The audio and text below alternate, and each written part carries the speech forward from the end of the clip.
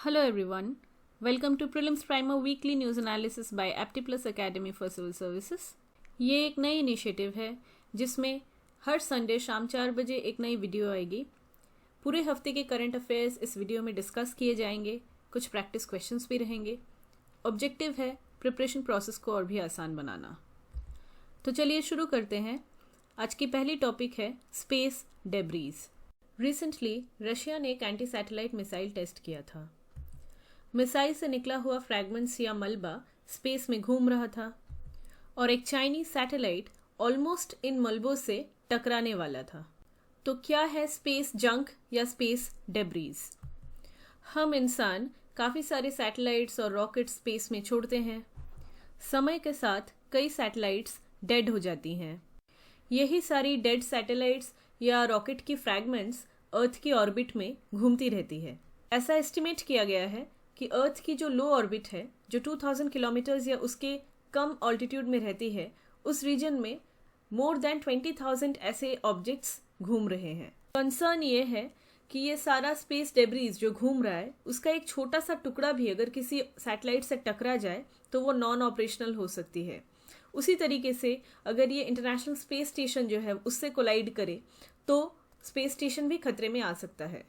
एक टर्म है Kessler syndrome. NASA के एक साइंटिस्ट डोनाल्ड केस्लर ने 1978 में इसको प्रपोज किया था। According to this concept, space में जो डेब्रीज है अगर वो बढ़ती जाए अर्थ के ऑर्बिट में, क्योंकि हम कंटिन्यूअस बेसिस पे सैटेलाइट्स, मिसाइल, स्पेसक्राफ्ट तो छोड़ ही रहे हैं, तो इसका मलबा भी बढ़ता जा रहा है।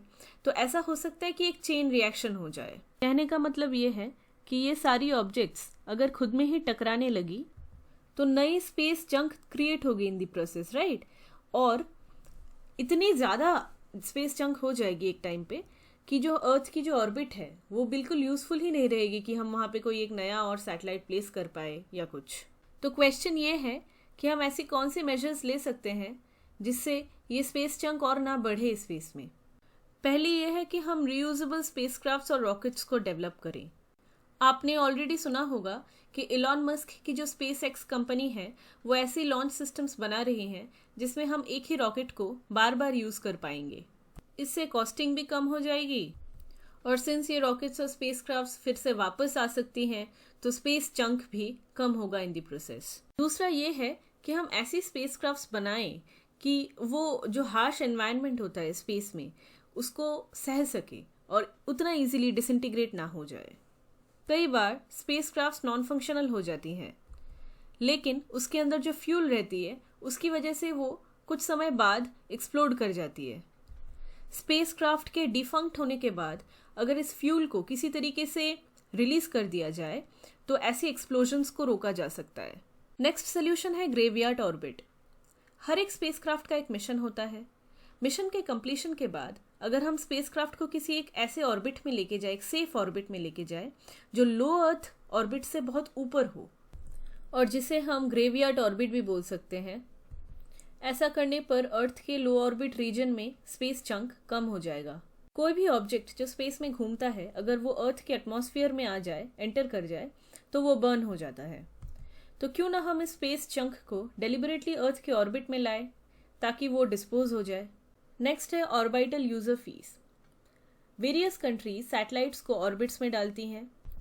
मेंटेनेंस के तौर पे अगर इनसे एक फीस लिया जाए जिसको यूज़ किया जाएगा इस स्पेस चंक को डिस्पोज करने के लिए, तो ये एक भी एक फिजिबल सोल्यूशन हो सकता है। नेक्स्ट है कोलिजन अवॉइडेंस मैन्यूवर्स। ये एक अलर्ट सिस्टम होता है जिसमें कैमरास, इम्पल्सेस और लेजर्स को यूज़ करके कोलिजन को रोका जा सकता है। नेक्स्ट है international cooperation, very very important. 2 committees हैं, एक है inter agency space debris coordination committee और दूसरी है United Nations committee on the peaceful uses of outer space. ये कई सारी इनिशिएटिव्स लेती हैं स्पेस जंक को कम करने के लिए। ये बहुत ज़रूरी है कि सारी कंट्रीज इन एजेंसीज के साथ कोऑपरेट करें। अब नज़र डालते हैं स्पेस जंक के प्रॉब्लम को टैकल करने के लिए ली गई इनिशिएटिव्स के ऊपर। जैसे कि पहले भी हमने देखा, एक है inter agency space debris coordination committee. इसे 1993 में बनाया गया था। ये एक इंटर गवर्नमेंटल फोरम है। वेरियस कंट्रीज द्वारा ली गई जो इनिशिएटिव्स हैं उनके कोऑर्डिनेशन का काम करती है ये। नेक्स्ट है NORAD. NORAD stands for North American Aerospace Defense Command. ये यूएस और कनाडा का एक जॉइंट इनिशिएटिव है। इसमें स्पेस डेब्रीज की क्या लोकेशन है, ये कहाँ पे स्थित है अभी, ये सारा डेटा डिफरेंट कंट्रीज के साथ साझा करती है। नेक्स्ट है क्लियर स्पेस 1 मिशन। ये 2025 में लॉन्च की जाएगी। ये बेसिकली वेस्पा नाम की एक स्पेसक्राफ्ट है जिसे 2013 में लॉन्च किया गया था। इसके जो लेफ्ट ओवर्स हैं इसे चेस करने के लिए, इसे पकड़ने के लिए एक रोबोट छोड़ा जाएगा। ये रोबोट वेस्पा के जो लेफ्ट ओवर्स हैं उसको पकड़ के ड्रैग करके अर्थ के एटमॉस्फेयर में लेके आएगी और यहाँ पे आने के बाद दोनों ही बर्न हो जाएंगे। नेक्स्ट है Elsa D mission, end of life services mission. ये ऐसी टेक्नोलॉजीज को टेस्ट कर रही हैं जिसमें ये लो अर्थ ऑर्बिट में जो भी ऑब्जेक्ट्स घूम रहे हैं उनको कैप्चर करके लोअर ऑल्टीट्यूड में लेके आएगी, बेसिकली अर्थ के एटमॉस्फेयर में, जो वहाँ आने के बाद इवेंचुअली बर्न कर जाएगा। चाइना ने अभी कुछ दिन पहले नियो 01 एक लो अर्थ ऑर्बिट रोबोट प्रोटोटाइप को लॉन्च किया था। इसे लॉन्च करने के लिए लॉन्ग मार्च 6 रॉकेट का यूज़ किया गया था। नियो 1 में एक नेट का यूज़ किया जाएगा ये सारी स्पेस जंक को कैप्चर करने के लिए, मछली पकड़ने के लिए जैसे नेट यूज़ करते हैं ना उसी तरीके से। और फिर ये इसी में एक इलेक्ट्रिक प्रोपल्शन सिस्टम है, उसका यूज़ करके इसे इन सारी स्पेस जंक को बर्न कर देगी। ये रोबोट 30 kgs का है। स्पेस जंक को क्लियर करने में ये काफ़ी मददगार साबित हो सकता है। इंडिया ने भी प्रोजेक्ट नेत्रा लॉन्च किया था। ये बेसिकली एक अर्ली वार्निंग सिस्टम है जो डिटेक्ट कर लेगी कि स्पेस डेब्रीज कहाँ हैं, इनकी क्या लोकेशन है, और ये इंश्योर करेगी कि ये इंडियन जो सैटेलाइट्स हैं उनसे ना जाके टकराए।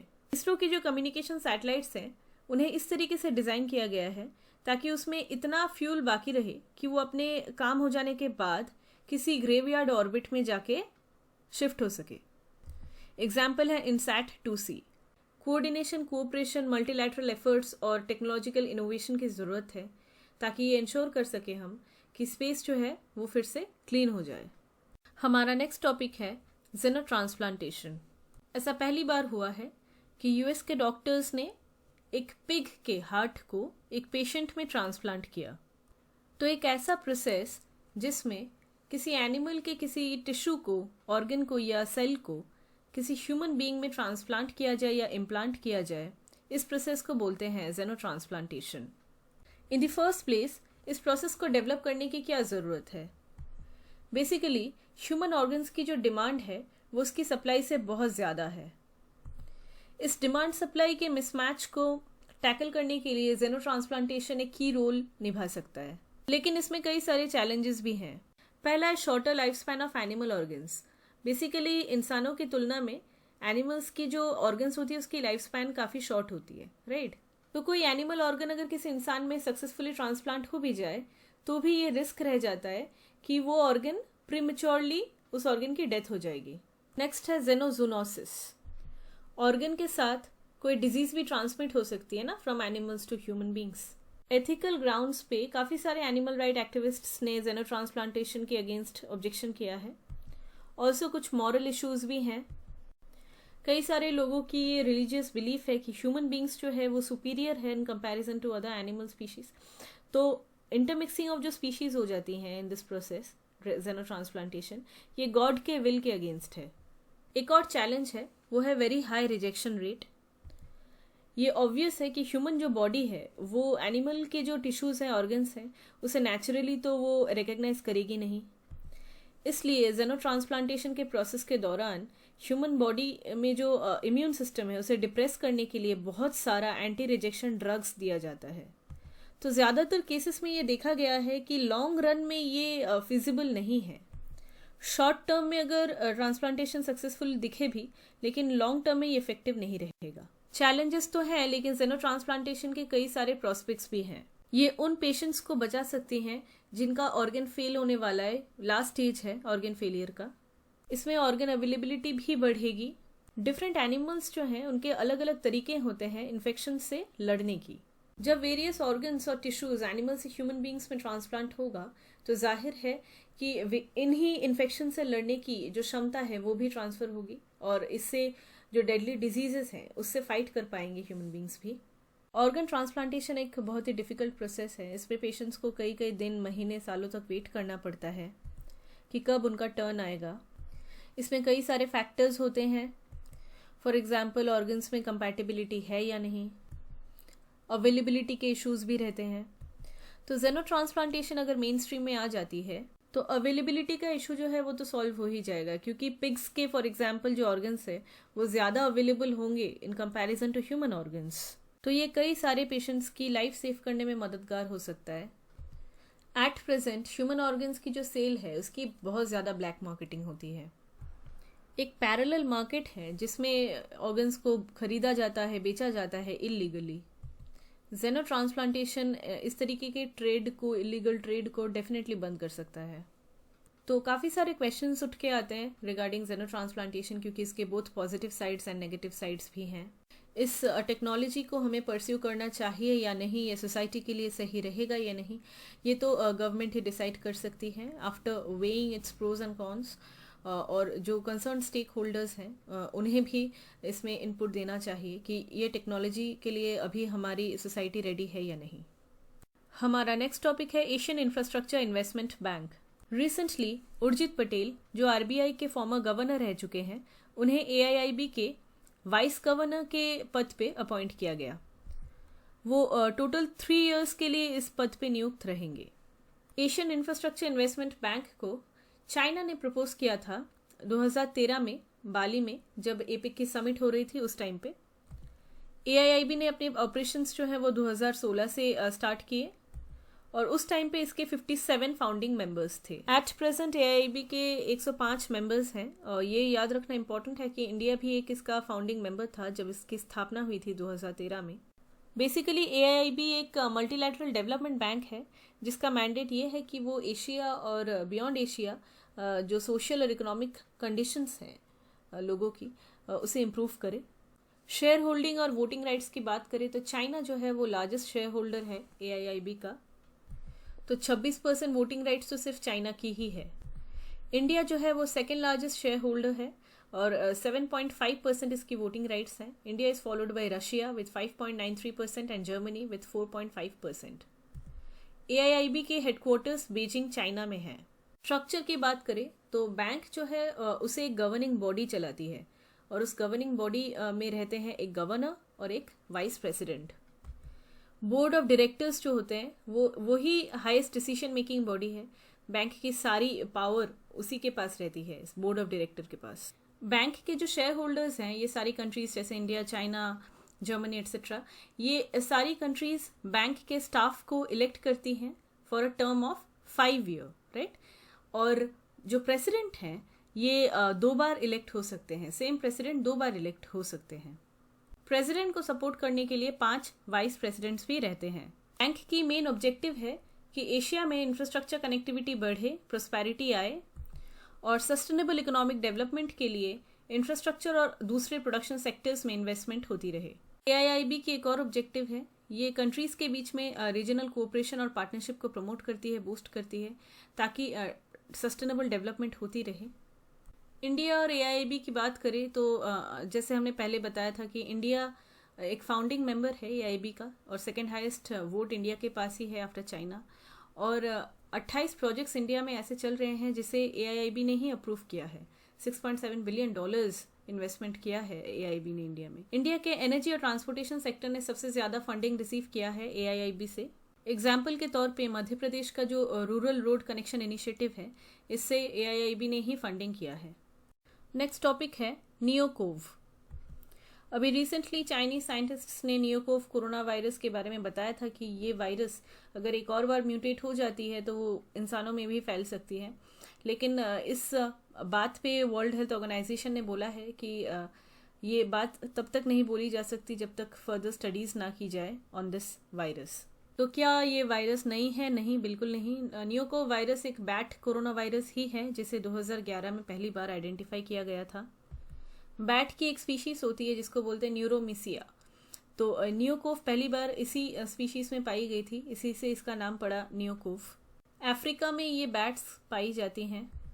नियोकोव की सिमिलैरिटी मर्स कोव के साथ है। MERS CoV which stands for Middle East respiratory syndrome coronavirus जो 2012 में आई थी, इसी के साथ इसकी सिमिलैरिटी है। 85% जीनोम सीक्वेंस मिलते हैं इन दोनों के। तो हम बोल सकते हैं कि ये क्लोजेस्ट रिलेटिव है मर्स कोव का। ये नोट करना इम्पॉर्टेंट है कि नियोकोव जो है वो ह्यूमन रिसेप्टर्स के साथ इंटरैक्ट नहीं कर सकता, तो ये वायरस इन्फेक्ट नहीं कर सकता ह्यूमन बींग्स को एट इट्स प्रेजेंट फॉर्म। तो हम बोल रहे हैं कि मर्स कोव भी कोरोना वायरस है, सार्स भी है, अभी ये नियोकोव भी है। तो इस बात को समझने के लिए थोड़ी बैकग्राउंड देख लेते हैं हम। कोरोना वायरसेस जो हैं उसकी फैमिली बहुत बड़ी होती है, large family of viruses, right. और ये ह्यूमन बींग्स को और एनिमल्स को दोनों को ही इन्फेक्ट कर सकती है, डिपेंड करता है कौन सा वायरस है। अगर हम कैटेगराइज करें तो 4 जेनेरा है इसमें, अल्फा, बीटा, गामा और डेल्टा। कॉमनली ये अल्फा और बीटा कोरोना वायरसेस जो हैं वो मैमल्स को, फॉर एग्जांपल बैट्स हो गए, ह्यूमन बींग्स हो गए, इन्हें इन्फेक्ट करते हैं। लेकिन गामा और डेल्टा जो है वो मेनली बर्ड्स को इन्फेक्ट करते हैं। तो यूजुअली एनिमल्स में, बैट्स में ही ये कोरोना वायरसेस रहते हैं, रिजर्वॉयर होते हैं ये कोरोना वायरस के। तो फिर ह्यूमन बींग्स में कैसे आता है? बेसिकली स्पिल ओवर होता है, इसे जूनोटिक स्पिल ओवर बोलते हैं। जब ह्यूमन बींग्स बैट्स के बहुत करीब आ जाते हैं, किसी कारण कांटेक्ट में आ जाते हैं, तो ये वायरस जो है इन्फेक्ट कर सकता है ह्यूमन बींग्स को, जंप कर सकता है from animal to human beings. In fact कोविड-19 जो है वो भी इस जूनोटिक स्पिलओवर का ही रिजल्ट है। कई ह्यूमन कोरोना वायरसेस को पहले आइडेंटिफाई किया गया है, for example OC43, HKU1, 229E और NL63। ये सारे ऐसे वायरसेस हैं जो ह्यूमन बींग्स में जो सीजनल फ्लू होता है, इन्फेक्शन होता है, माइल्ड इन्फेक्शन, इसके लिए रिस्पॉन्सिबल रहते हैं। लेकिन मर्स कोव जो 2012 में आया था, या सार्स कोव जो 2019 में आया, ये थोड़े इन्फेक्शंस जो हैं ये सीवियर होते हैं इन्फेक्शंस, लेकिन है वही सारे कोरोना वायरस ही। सार्स कोव 2 जो कोविड-19 के लिए रिस्पॉन्सिबल है, ये कोरोना वायरस के बीटा कैटेगरी में बिलोंग करता है, ठीक है। और ये 7th type of corona virus है जिसने सीवियर इन्फेक्शन किया है ह्यूमन बींग्स में। वापस आते हैं टॉपिक पे, नियोकोव। तो रिसेंट स्टडी के अनुसार नियोकोव और मर्स कोव में 85% जीनोमिक सिमिलैरिटी है, जैसा हमने बताया था। लेकिन इतनी सिमिलैरिटी होने के बावजूद इसके जो रिसेप्टर सेल्स होते हैं, जिन्हें ये पहली बार इन्फेक्ट करते हैं, जिन सेल्स को, ये रिसेप्टर सेल्स अलग हैं। नियोकोव कोरोना वायरस जो है वो बैट की जो ACE2 रिसेप्टर्स हैं उनके साथ इंटरैक्ट कर सकते हैं, लेकिन ह्यूमन बींग्स के जो ACE2 रिसेप्टर्स हैं उसके साथ ये इंटरैक्ट नहीं कर सकते, और इसलिए ह्यूमन बींग्स को इन्फेक्ट भी नहीं कर सकते। क्या है ये ACE2 enzyme? A stands for angiotensin converting enzyme. Human beings के different organs, for example intestines, kidney, testis, gall bladder, heart, ये सब ऑर्गन्स के ऊपर जो मेम्ब्रेन होती है, इस मेम्ब्रेन सेल में ही अटैच्ड रहती है ये enzyme, angiotensin converting enzyme 2, ACE2। कई सारे कोरोना वायरसेस जिसमें SARS-CoV-2 भी आते हैं, वो इसी एंजाइम को, ACE2 एंजाइम को एंट्री पॉइंट बना के सेल के अंदर आती है। नेक्स्ट टॉपिक है corruption perception index 2021। Transparency international जो करप्शन परसेप्शन इंडेक्स को निकालती है, उसने इंडिया को 180 कंट्रीज में 85 रैंक दिया है। इसमें 0 to 100 स्केल होता है स्कोर। अगर 0 है स्कोर तो वो कंट्री सबसे ज़्यादा करप्ट है, और अगर 100 है तो वो लीस्ट करप्ट है। 2021 के करप्शन परसेप्शन इंडेक्स में डेनमार्क की रैंक फिर से नंबर 1 आई है, और सबसे पोरेस्ट अचीवर्स हैं नॉर्थ कोरिया और सोमालिया। वर्ल्ड की जो सबसे ज़्यादा पॉपुलस कंट्रीज़ हैं उनके स्कोर्स सबसे लो हैं। For example China 45, India 40, Indonesia 38, Pakistan 28 और बांग्लादेश 26। ये सारे स्कोर्स हैं इन कंट्रीज़ के। एशिया पैसिफिक रीजन की अगर बात करें तो कॉमन रेटिंग 45 है, जो काफ़ी कम है। 70% कंट्रीज़ जो एशिया पैसिफिक में हैं उनके स्कोर्स बॉटम 50 में है। इंडिया की अगर बात करें तो लास्ट ईयर इंडिया की स्कोर 86 थी, इस बार 85 हुई है, तो एक पोजीशन मूव अप किया है रैंक में करप्शन परसेप्शन इंडेक्स में इंडिया ने। एक ऑर्गेनाइजेशन है ट्रांसपेरेंसी इंटरनेशनल, यही करप्शन परसेप्शन इंडेक्स को निकालती है और इसी ने इसको क्रिएट किया था। ये मेजर करती है कि पब्लिक सेक्टर में करप्शन कितना है। अगर किसी कंट्री को 0 स्कोर मिलता है मतलब वो काफ़ी करप्ट है, सबसे ज़्यादा करप्ट है, और 100 मतलब बहुत ज़्यादा क्लीन है। 12 सर्वेज होते हैं और इन्हीं सर्वेज को मद्देनज़र रखते हुए इस इंडेक्स को निकाला जाता है। आते हैं ट्रांसपेरेंसी इंटरनेशनल पे। ट्रांसपेरेंसी इंटरनेशनल एक NGO है, नॉन गवर्नमेंटल ऑर्गेनाइजेशन, जिसे 1993 में बनाया गया था। ये जर्मनी बेस्ड बर्लिन बेस्ड एक NGO है। इनका फोकस ये है कि लोगों का जीवन और भी अच्छा हो, बेहतर हो, और जो पावरफुल पोजीशन में बैठे हुए हैं उन्हें और भी अकाउंटेबल बना सके। हमारा नेक्स्ट टॉपिक है spot billed pelican. Andhra Pradesh में एक इम्पॉर्टेंट बर्ड एरिया है जिसका नाम है तेली नीलापुरम इम्पॉर्टेंट बर्ड एरिया। यहाँ पे स्पॉट बिल्ट पेलिकन जो है वो बड़ी तादाद में मर रहे हैं due to nematode infestation. Nematode एक तरीके की राउंडवॉर्म होती है। आप इस पिक्चर में देख सकते हैं, ये होती है स्पॉट बिल्ट पेलिकन। तो ये इन्फेक्शन हुई कैसे? ये स्पॉट बिल्ट पेलिकन जो है ये बर्ड्स फिश और स्नेल्स को खाती है, और ये निमाटोड पैरासाइट जो है ये फिशेस और स्नेल से ही ट्रांसफर हुआ है।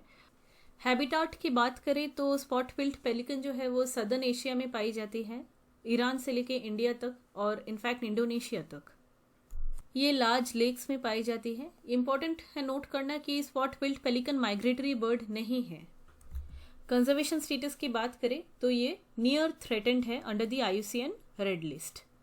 नेक्स्ट टॉपिक है submission on agricultural mechanization. Submission on agricultural mechanization के अंडर जो गाइडलाइंस हैं उन्हें रिसेंटली अमेंड किया गया है।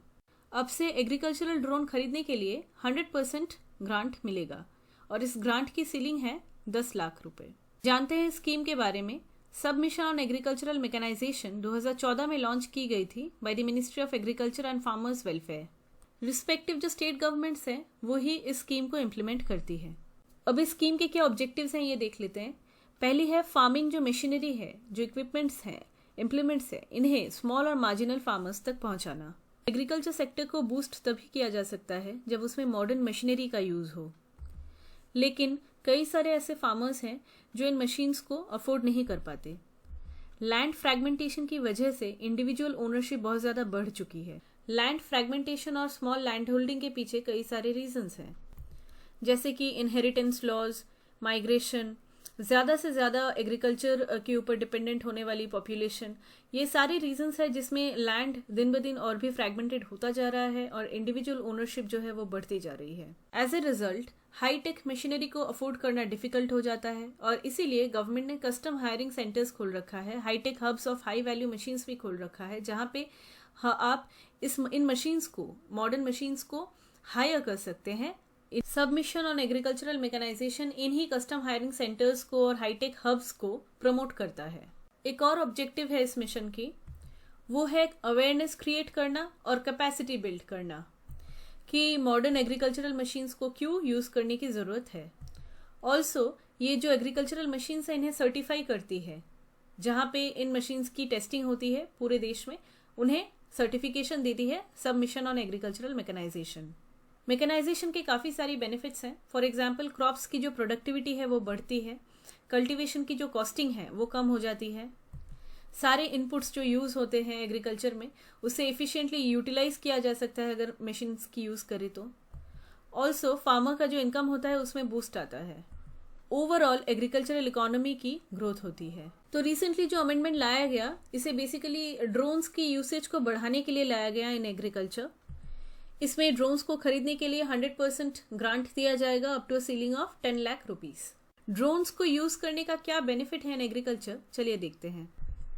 In the first place crop की जो प्रोडक्शन है उसमें काफ़ी इंप्रूवमेंट आएगी अगर हम ड्रोन्स को यूज करते हैं। तो प्रोडक्शन इसलिए बढ़ेगी क्योंकि इरिगेशन की जो प्लानिंग होगी वो अच्छे से होगी, क्रॉप का क्या हेल्थ है कंटिन्यूसली उसकी मॉनिटरिंग हो पाएगी, सॉइल हेल्थ क्या है ड्रोन्स उसे स्टडी कर पाएगा इजीली, और एनवायरमेंटल अगर कोई चेंजेस होते हैं तो उसको अडेप्ट करने के लिए क्या स्टेप लेना चाहिए, ये कंटिन्यूअस मॉनिटरिंग की वजह से डिसीजन लेना आसान हो जाएगा।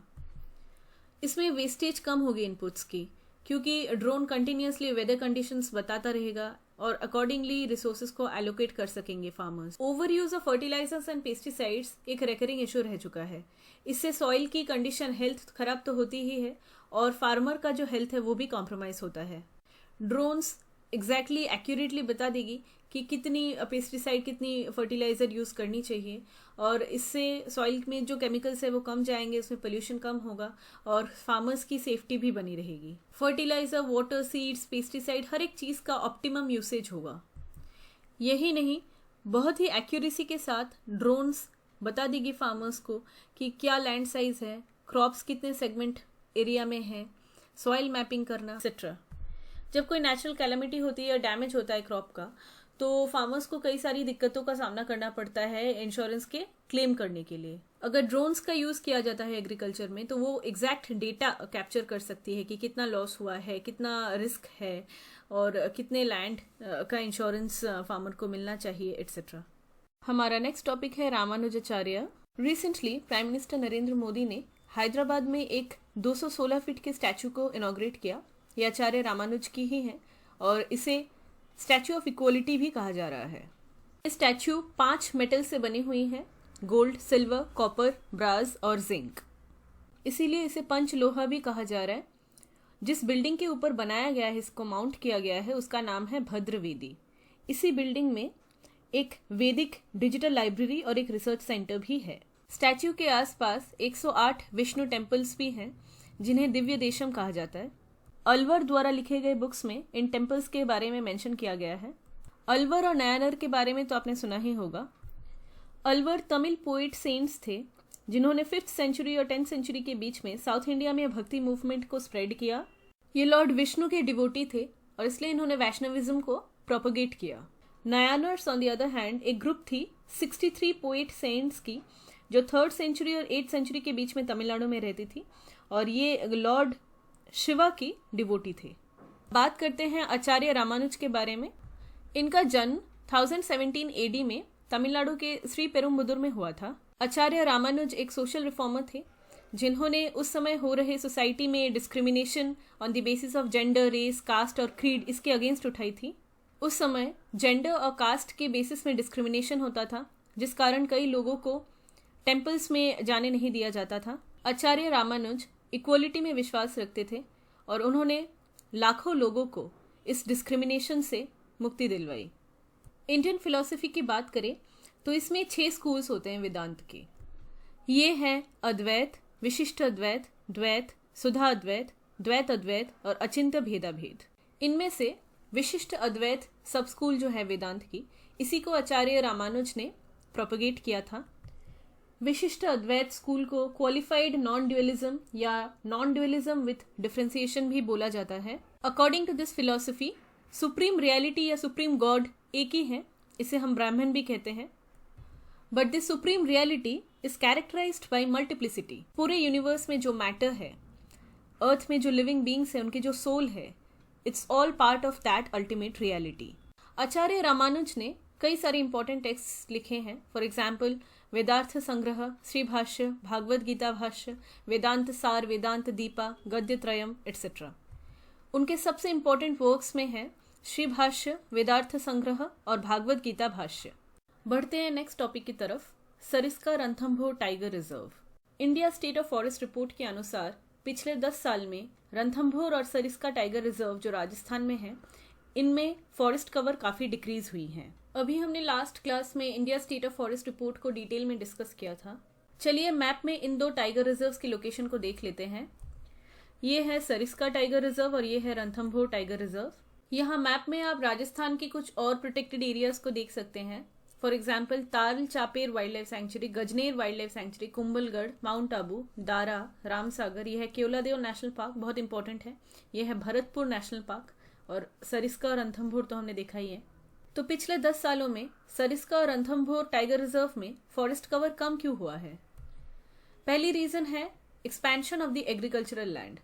पेड़ों को काट के धीरे धीरे एग्रीकल्चरल लैंड में कन्वर्ट किया जा रहा है in order to grow crops. ये फूड सिक्योरिटी के पर्सपेक्टिव से देखें तो इम्पोर्टेंट है, लेकिन इससे फॉरेस्ट कवर धीरे धीरे बहुत कम हो रहा है। लाइफ स्टॉक फार्मिंग में जो इन्वॉल्व है, वो अपनी एनिमल्स को ग्रेस करवाने के लिए एक्सटेंसिव एरियाज में ले जाते हैं, इससे भी फॉरेस्ट कवर पे इम्पैक्ट आता है। टूरिज्म, फॉरेस्ट फायर, ये भी रीजंस है। सरिस्का रणथंभौर टाइगर रिजर्व में एक इन्वेसिव स्पीशीज बहुत ज़्यादा स्प्रेड हो चुकी है, वो है प्रोसोपिस जूलीफोरा। तो फॉरेस्ट कवर के कम होने के पीछे यही रीजंस रिस्पॉन्सिबल है। यहाँ पे एक फैक्ट को याद रखना इंपॉर्टेंट है। सरिस्का टाइगर रिजर्व वर्ल्ड की इकलौती ऐसी फर्स्ट टाइगर रिजर्व है जहाँ पे टाइगर्स को किसी और जगह से लाके रिलोकेट किया गया था और ये काफ़ी सक्सेसफुल रहा। सरिस्का टाइगर रिजर्व जो है वो अरावली रेंज की एक इम्पॉर्टेंट पार्ट है। अरावली का जो नॉर्दर्न पार्ट है, वहाँ पे जो वाइल्ड लाइफ कॉरिडोर है, ये इसी जगह में सिचुएटेड है। ये Katihar Gir dry deciduous forest ecoregion का पार्ट है। जाहिर है यहाँ पे टेम्परेचर्स बहुत हाई हैं, रेनफॉल कम है, तो फॉरेस्ट्स भी ड्राई और डेसिडियस हैं। डेसिडियस फॉरेस्ट्स मतलब ऐसे पेड़ जो विंटर्स में अपने लीव्स को शेड कर देते हैं। नेक्स्ट है Ranthambore national park. Ranthambore national park के नॉर्थ में बहती है बानस रिवर और साउथ में बहती है चंबल रिवर। इस पार्क के अंदर ही रणथंभौर फोर्ट भी सिचुएटेड है। नेक्स्ट है fourth Asia ministerial conference on tiger conservation. Recently Kuala Lumpur joint statement को अडॉप्ट किया गया in the fourth Asia ministerial conference on tiger conservation. इस कॉन्फ्रेंस को गवर्नमेंट ऑफ मलेशिया और ग्लोबल टाइगर फोरम इन दोनों ने मिलकर ऑर्गेनाइज किया था। साउथ ईस्ट एशिया में टाइगर पोचिंग और ट्रैफिकिंग का इशू बहुत ज्यादा अक्यूट है, तो इस कॉन्फ्रेंस में ये फॉर्मलाइज किया गया कि कैसे कंट्रीज एक दूसरे के साथ कोलैबोरेट करके इंटेलिजेंस शेयर करके वाइल्ड लाइफ पोचिंग और ट्रैफिकिंग को कॉम्बैट कर सकती हैं। इसके लिए एक south East Asia tiger recovery plan को भी इम्प्लीमेंट किया जाएगा। इंडिया की बात करें तो 2022 के टारगेट से 4 साल पहले मतलब 2018 में ही इंडिया ने टाइगर पॉपुलेशन को डबल कर लिया था। इसके अलावा इंडिया में जो 14 टाइगर रिजर्व्स हैं इन्हें कैट्स की अक्रेडिटेशन मिल चुकी है। Cats stands for conservation assured tiger standards. दुनिया में जो 13 टाइगर रेंज कंट्रीज हैं इन्होंने एक साथ मिलके कोलिशन करके एक अक्रेडिटेशन टूल को बनाया। इसी को कहते हैं कंजर्वेशन अश्योर्ड टाइगर स्टैंडर्ड्स या कैट्स। टाइगर स्पीशीज को प्रोटेक्ट करने के लिए मिनिमम स्टैंडर्ड्स क्या होने चाहिए, कैसे इन्हें इफेक्टिवली मैनेज किया जाए, यही स्टैंडर्ड्स सेट करती हैं। जो 13 टाइगर रेंज कंट्रीज हैं उनमें आती हैं Bangladesh, Bhutan, Cambodia, China, India, Indonesia, Lao, Malaysia, Myanmar, Nepal, Russia, Thailand और वियतनाम। इन कंट्रीज में कैम्बोडिया, वियतनाम और लाओस में टाइगर्स जो हैं वो लोकली एक्सटिंक्ट कर चुके हैं। इन 13 कंट्रीज में जो कंट्रीज कैट्स के साथ रजिस्टर्ड हैं वो है नेपाल, इंडिया, बांग्लादेश और रशिया। इंडिया के 14 टाइगर रिजर्व्स जिन्हें कैट्स की एक्रेडिटेशन मिल चुकी है वो है मानस, काजीरंगा और ओरांग, ये असम में है। सतपुरा, कान्हा और पन्ना टाइगर रिजर्व ये मध्य प्रदेश में है। पेंच है महाराष्ट्र में। वाल्मीकि टाइगर रिजर्व है बिहार में। उत्तर प्रदेश में है दुधवा। बंगाल में है सुंदरबंस। परम्बिकुलम टाइगर रिजर्व केरला में है। बांडीपुर टाइगर रिजर्व कर्नाटका में है। मुडुमलई, अनईमलई टाइगर रिजर्व ये दोनों हैं तमिलनाडु में। टाइगर्स को प्रोटेक्ट करना, कंजर्व करना बहुत इंपॉर्टेंट है क्योंकि ये टॉप प्रेडेटर्स होते हैं इकोसिस्टम में। ये अम्ब्रेला स्पीशीज हैं, मतलब अगर इन्हें हम कंजर्व कर ले तो काफी ऐसी और स्पीशीज हैं वो ऑटोमेटिकली कंजर्व हो जाएंगी। एग्जाम्पल से समझते हैं, अगर टाइगर्स को हम कंजर्व ना करें तो जो वाइल्ड हर्बीवोर्स हैं उनकी पॉपुलेशन बहुत ज्यादा बढ़ जाएगी, राइट। टाइगर्स अगर ना रहे जो टॉप प्रेडेटर हैं तो दूसरे population for example sambar deer, spotted deer ये सारे बहुत ज्यादा रिप्रोड्यूस करेंगे और इनका पॉपुलेशन आउटबर्स्ट हो जाएगा। This will lead to overgrazing of forest lands and grasslands. Overgrazing होगा तो फॉरेस्ट जो है वो फॉरेस्ट कवर कम होता जाएगा। लेकिन फॉरेस्ट कवर बहुत इंपॉर्टेंट होता है सॉइल इरोजन को प्रिवेंट करने के लिए, कार्बन डाइऑक्साइड को सिक्वेस्ट्रेट करने के लिए। तो आप देख सकते हैं कि एक चेन ऑफ इवेंट्स जो है वो चालू हो जाएगा। इसीलिए अगर हम टाइगर जो एक प्रेडेटर स्पीशीज है इसे हम प्रोटेक्ट कर ले, टॉप प्रेडेटर है जो एक अम्ब्रेला स्पीशीज है, तो फिर ऑटोमेटिकली दूसरे जो वाइल्ड हर्बीवोर्स हैं वो भी, उनकी पॉपुलेशन भी कंट्रोल में रहेगी और पूरे इकोसिस्टम में एक बैलेंस बना रहेगा। जानते हैं ग्लोबल टाइगर फोरम के बारे में जिसने मलेशियन गवर्नमेंट के साथ मिलकर इस मिनिस्टीरियल कॉन्फ्रेंस को ऑर्गेनाइज किया था। ग्लोबल टाइगर फोरम एक इंटरगवर्नमेंटल इंटरनेशनल बॉडी है। इसे टाइगर रेंज कंट्रीज के मेंबर्स ने मिलके एस्टैब्लिश किया था। इंडिया भी फाउंडिंग मेंबर है ग्लोबल टाइगर फोरम का। ये फोरम टाइगर रेंज कंट्रीज को टाइगर कंजर्वेशन के लिए नेशनल एक्शन प्लान्स बनाने के लिए प्रेरित करती है। अगली टॉपिक है living root bridges. Zoological survey of India ने कुछ ग्रीन रूल्स बनाए हैं ताकि मेघालय के जो लिविंग रूट ब्रिजेस हैं इन्हें यूनेस्को वर्ल्ड हेरिटेज साइट का टैग मिल सके। मेघालय में इन लिविंग रूट ब्रिजेस को लोकली जिंकिंग जरी कहा जाता है। ये एक सस्पेंशन ब्रिज है जिसे रबर ट्री के जो रूट्स हैं उससे बनाए जाते हैं। यहाँ पे जो लोकल ट्राइब्स हैं, फॉर एग्जाम्पल खासी और जैंतिया ट्राइब्स, वो रबर ट्री के जो रूट्स हैं उससे डिफरेंट स्ट्रक्चर्स बनाने में काफी माहिर है। ये ब्रिजेस इतने स्ट्रांग होते हैं कि इसमें 50 पीपल की कैपेसिटी होती है। तो ये काफी एक यूनिक सा स्ट्रक्चर है जिसमें पेड़ के रूट से एक पूरी ब्रिज बना दी जाती है। अगर यूनेस्को वर्ल्ड हेरिटेज साइट का टैग इसे मिलता है तो मेघालय में टूरिज्म को और भी बूस्ट मिलेगा। नेक्स्ट है दरवाजा गैस क्रेटर। तुर्कमेनिस्तान के जो प्रेसिडेंट हैं उन्होंने अपने एक्सपर्ट्स को ये ऑर्डर दिया है कि दरवाजा गैस क्रेटर, जिसको गेटवे टू हेल भी कहा जाता है, इसके आग को बुझा दिया जाए। इस पिक्चर को आप देख सकते हैं, ये है दरवाजा गैस क्रेटर। ये तुर्कमेनिस्तान में दरवाजा बोल के एक जगह है, वहां पे स्थित है। ये एक नेचुरल गैस फील्ड है। ये नेचुरल गैस फील्ड जो है वो कोलैप्स कर गया था, बेसिकली करके एक क्रेटर में कन्वर्ट हो गया। और ये क्रेटर लास्ट 50 साल से काराकुम डेजर्ट जो तुर्कमेनिस्तान में है, यहीं पे ये कंटिन्यूअसली बर्न कर रहा है। और वर्ल्ड की सबसे बड़ी गैस रिजर्व फील्ड्स में से एक है ये। इसे डोर टू हेल भी कहा जाता है लोकली। और इसकी ये इतनी बड़ी है कि इसकी जो डायमीटर है वो 70 मीटर्स के आसपास है। आप मैप में देख सकते हैं, ये है तुर्कमेनिस्तान और ये है अशगाबाद, इसका कैपिटल। अशगाबाद से 260 किलोमीटर्स के डिस्टेंस में ही है दरवाजा गैस क्रेटर। तुर्कमेनिस्तान जो है वो बॉर्डर शेयर करती है विद ईरान, अफगानिस्तान, उज्बेकिस्तान और कजाकिस्तान। इस तरफ ये कैस्पियन सी के साथ भी शेयर करती है अपनी मैरीटाइम बॉर्डर। सेंट्रल एशिया में कुछ और फीचर्स को देख लेते हैं। फॉर एग्जांपल ये है एरल सी। एरल सी जो है वो कजाकिस्तान और उज्बेकिस्तान के बीच में आता है। लेक बल्कश पूरी तरह से कजाकिस्तान के अंदर ही है।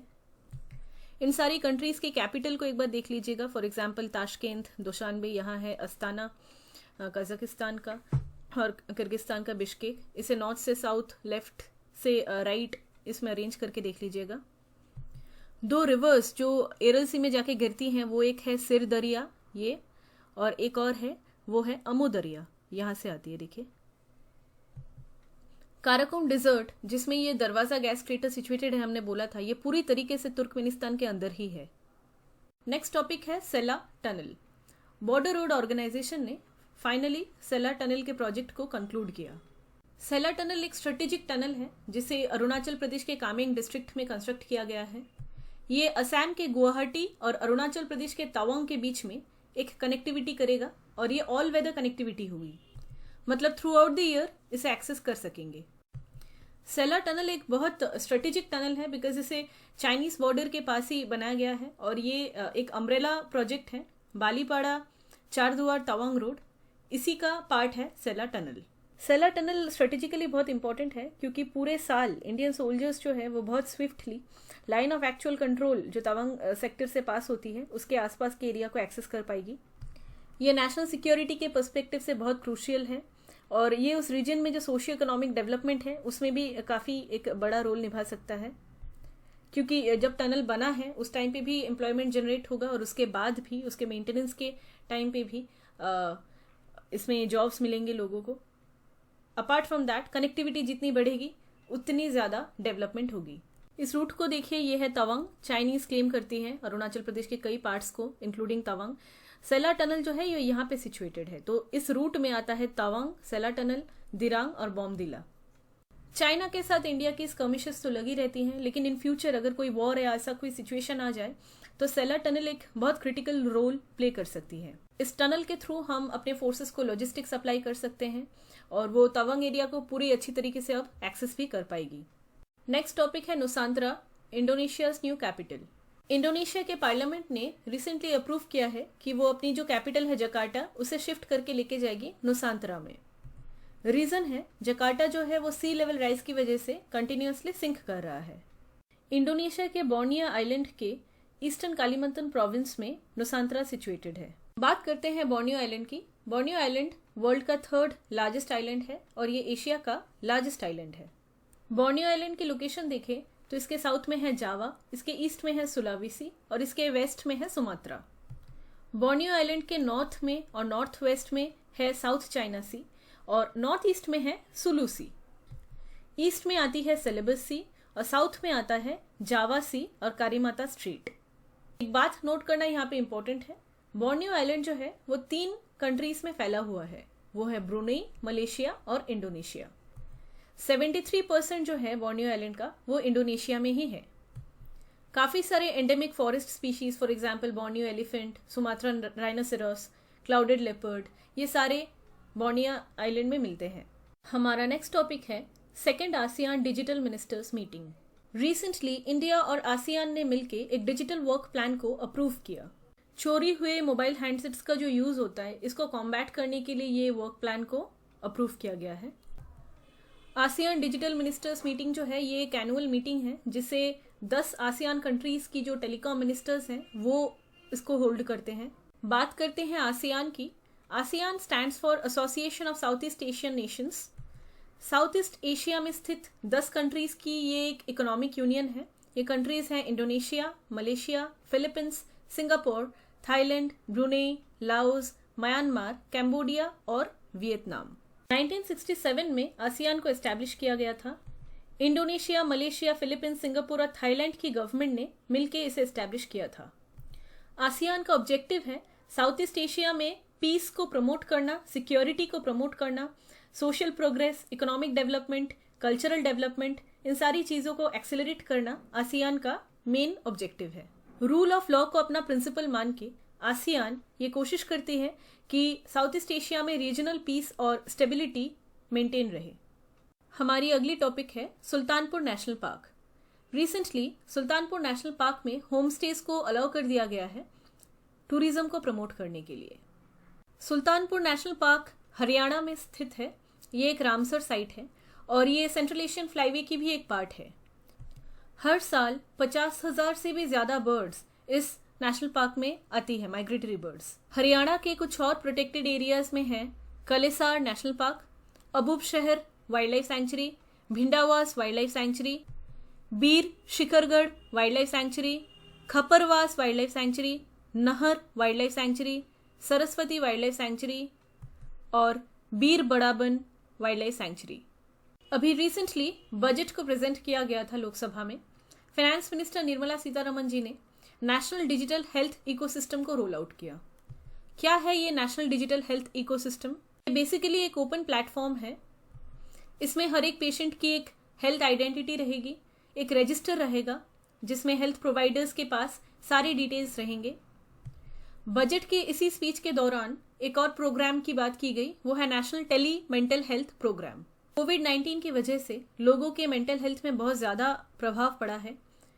इकोनॉमिकल चेंजेस आए हैं, फिजिकल साइकोलॉजिकल चेंजेस आए हैं इन 2 सालों में लास्ट, और इसीलिए national tele mental health programme को बनाया गया।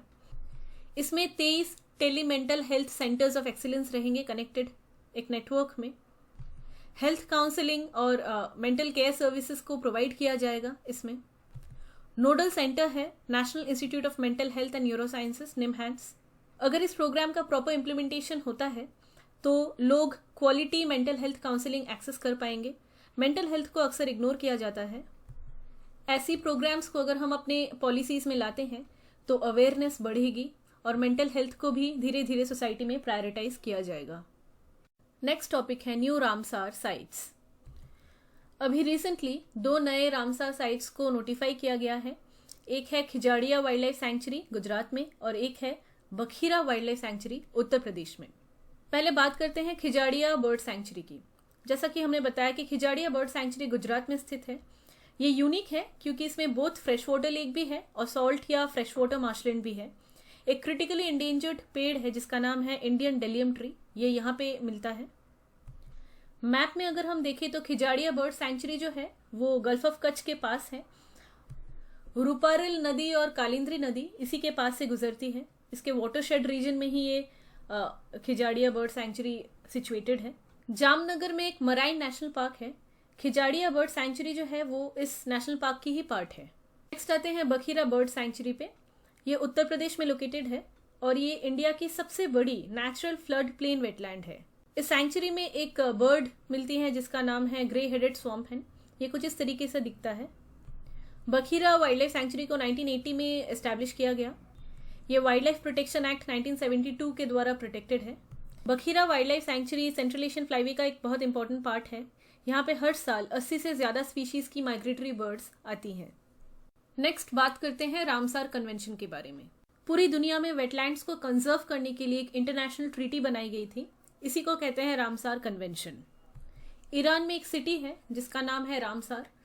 यहीं पे ये ट्रीटी साइन हुई थी और इसीलिए इसका नाम पड़ा रामसार कन्वेंशन। ये ट्रीटी साइन हुई थी 1971 में।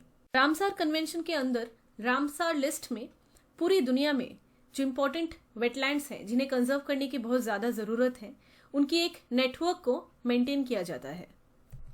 वेटलैंड्स को कंजर्व करने का मतलब है पूरी दुनिया में जो बायोलॉजिकल डाइवर्सिटी है, इकोसिस्टम है, उसे भी कंजर्व करना। पूरी दुनिया में 2416 रामसार साइट्स हैं अभी, और सबसे ज़्यादा रामसार साइट्स यूनाइटेड किंगडम में है 175।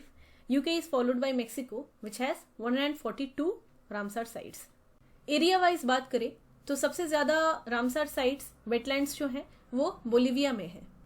वर्ल्ड की सबसे पहली वेटलैंड जिसे रामसार साइट डिक्लेयर किया गया था वो है कोबोर्ग पेनिनसुला। ये ऑस्ट्रेलिया में स्थित है। इसे 1974 में ही डेजिग्नेट कर दिया गया था as a Ramsar site. World की जो सबसे लार्जेस्ट रामसार साइट है वो है ब्राज़ील में, इसका नाम है रियो नेग्रो। इसके बाद जो नेक्स्ट लार्जेस्ट है वो है गिरितुम्बा मेनडुम्बे, ये कॉन्गो में स्थित है। इंडिया की अगर बात करें तो टोटल 49 वेटलैंड्स को रामसार साइट्स डेजिग्नेट किया गया है। ये हाईएस्ट है साउथ एशिया में। सारे स्टेट्स में रामसार साइट्स नहीं है, 19 स्टेट्स में है, और उत्तर प्रदेश में सबसे ज़्यादा मैक्सिमम रामसार साइट्स हैं। एरिया वाइज की अगर बात करें तो बंगाल में maximum area of Ramsar sites हैं area wise. Number wise Uttar Pradesh में सबसे ज़्यादा है, 8 रामसार साइट्स।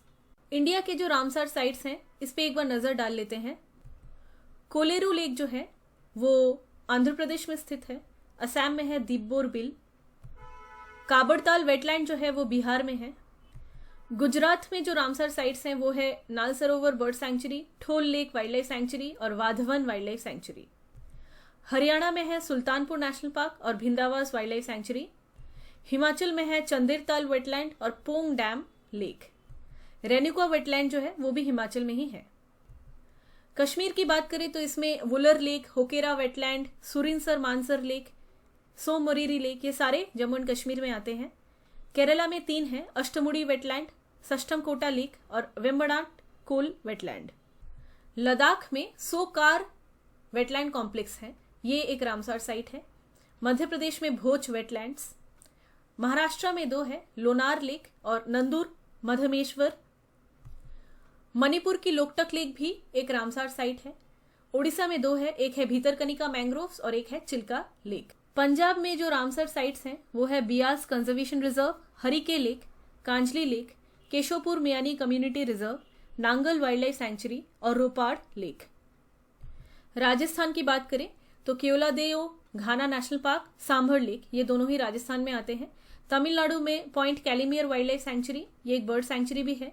त्रिपुरा में रुद्र सागर लेक, और उत्तर प्रदेश में 8 है कई सारे, Haiderpur wetland, Nawabganj bird sanctuary, Parvati Agra bird sanctuary, Saman bird sanctuary, Samaspur bird sanctuary, Sandi bird sanctuary, Sarsai Nawar Jheel, सुर सरोवर, अपर गंगा जो रिवर जो ब्रिज घाट से नरोरा तक के स्ट्रेच को बोलते हैं। उत्तराखंड में है असान कंजर्वेशन रिजर्व, ये एक रामसर साइट है। और बंगाल में 2 है, एक है ईस्ट कोलकाता वेटलैंड्स और सुंदरबंस वेटलैंड्स।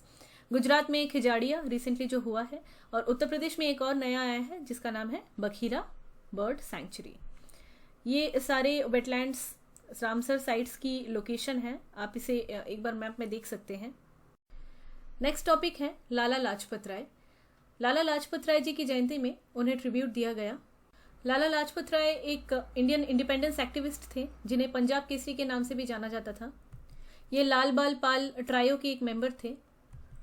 इस ट्रायो में थे लाला लाजपत राय, बाल गंगाधर तिलक और बिपिन चंद्र पाल। लाला लाजपत राय जी ने पंजाब नेशनल बैंक और लक्ष्मी इंश्योरेंस कंपनी के एस्टैब्लिशमेंट में एक की रोल निभाया था। 1920 में जो कांग्रेस सेशन हुआ था कैलकाटा में, स्पेशल सेशन, उसके प्रेसिडेंट थे लाला लाजपत राय। 1921 में लाहौर में उन्होंने एक नॉन प्रॉफिट वेलफेयर ऑर्गेनाइजेशन की स्थापना की जिसका नाम है Servants of the People Society. Lala Lajpat Rai Dayanand Saraswati के एक फॉलोअर थे और उन्होंने डीएवी जो स्कूल है, दयानंद एंग्लो वैदिक स्कूल, इसकी स्थापना करने में एक की रोल निभाया था।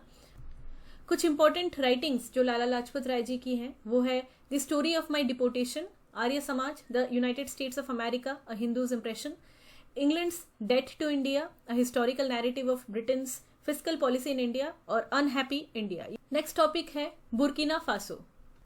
बुर्किना फासो की आर्मी ने वहाँ के प्रेसिडेंट को निकाल दिया है, कॉन्स्टिट्यूशन को सस्पेंड कर दिया है और गवर्नमेंट को भी डिसॉल्व कर दिया है। तो वहाँ पे बेसिकली मिलिट्री रूल चल रही है।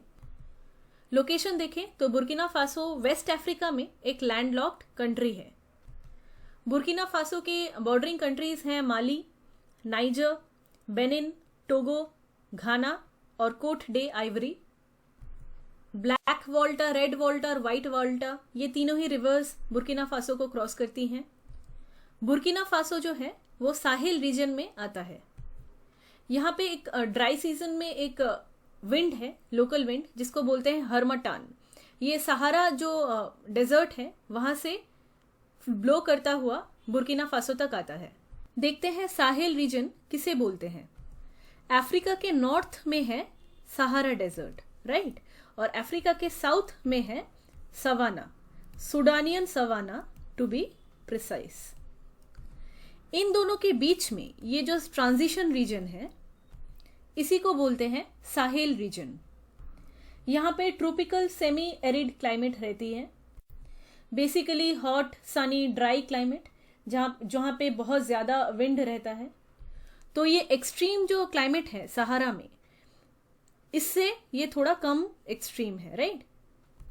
साहेल रीजन में जो कंट्रीज आती है वो है Senegal, Mauritania, Mali, Niger, Nigeria, Chad, Sudan, Ethiopia और एरिट्रिया।